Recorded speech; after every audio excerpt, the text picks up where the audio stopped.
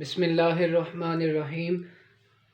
Class 9th general math 1.1 हम कर रहे थे। इसमें क्वेश्चन नंबर 2 और 4 रह गया था। क्वेश्चन नंबर 2 में हमने फ्रैक्शन को किस में चेंज करना है, परसेंटेज में, यानी कसरी शक्ल को फ़ीसद में चेंज करना है। जब भी आपने किसी फ्रैक्शन को या डेसिमल वाली वैल्यू को, किसी भी नंबर को परसेंटेज में चेंज करना हो या फ़ीसद में, तो आप 100% से उसको मल्टीप्लाई करेंगे, जो भी नंबर फ्रैक्शन या डेसिमल वाला नंबर गिवन होगा।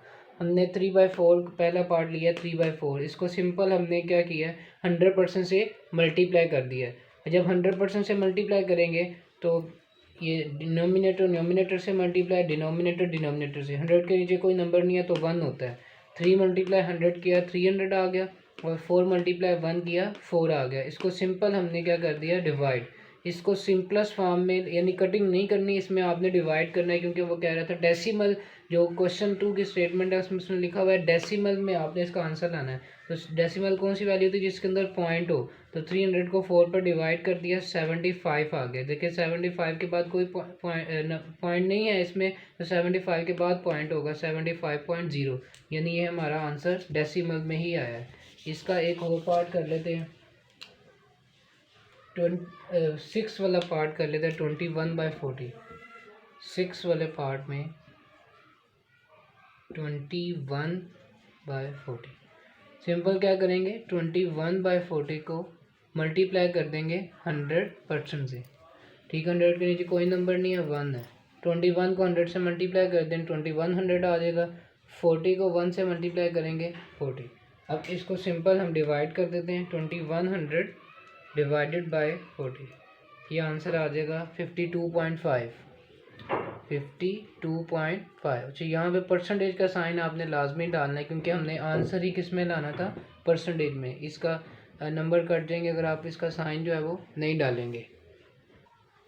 अच्छा, अब हम क्वेश्चन नंबर 4 करने लगे हैं, जिसमें हमने इस क्वेश्चन में डेसिमल को परसेंटेज में चेंज करना है, यानी इशारिया वाली शक्ल को हमने किस में चेंज करना है, फ़ीसद में। यानी जो भी हमने क्वेश्चन किया था क्वेश्चन नंबर 2, ये उसके उलट है। इसमें भी हम क्या करेंगे, सिंपल 100% से मल्टीप्लाई करेंगे। ठीक है, तो देखिए क्वेश्चन पार्ट 1 मैंने लिखा है 0.5। ठीक है, इसको क्या करेंगे, 0.5 को सिंपल 100% से मल्टीप्लाई कर देंगे। जब इसको 100 से मल्टीप्लाई करेंगे तो ये आ जाएगा 50। वो परसेंटेज का साइन आपने लाजमी लगाना है, बस ये आंसर है। इसी तरह हम एक और पार्ट कर लेते हैं, पार्ट नंबर 5, 1.72। सिंपल क्या करना है, 1.72 को मल्टीप्लाई कर दें 100% से। जब इसे 100 से मल्टीप्लाई करेंगे तो क्या आ जाएगा, परसेंटेज का साइन वैसे ही लिखा रहने दें और 100 से मल्टीप्लाई कर दें, ये 172 आ जाएगा, और साथ में परसेंटेज एज इट इज़। ये इसका आंसर है। यानी हर क्वेश्चन में आपने सिंपल क्या करना है, 100% से मल्टीप्लाई कर देना है। इसी तरह एक लास्ट वाला इसका पार्ट कर लेते हैं, 12 वाला पार्ट। इसमें लिखा हुआ 0.065।